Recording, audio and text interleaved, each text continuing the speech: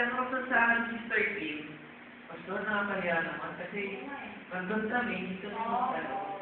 Binibigyan ako lang. Diba? Pag kasi po nag-report ako kay Sister Alma, parang, ang sa akin eh, bakit dito lang yung, yung collection niya? Parang, ang dating sa akin, parang ako yung nasasaktan na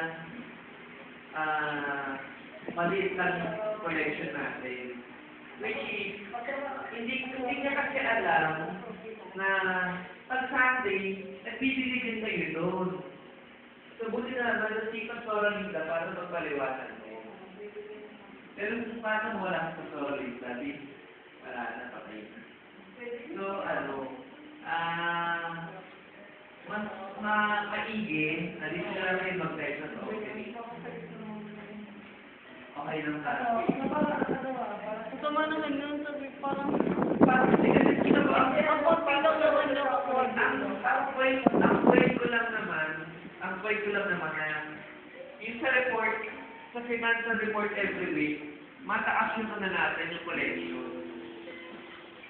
Kasi dati, umaabot tayo ng 1,000, ng 800. Pero pagka doon kayo nagbibigay, siyempre, yung collection dito, bumaba ba?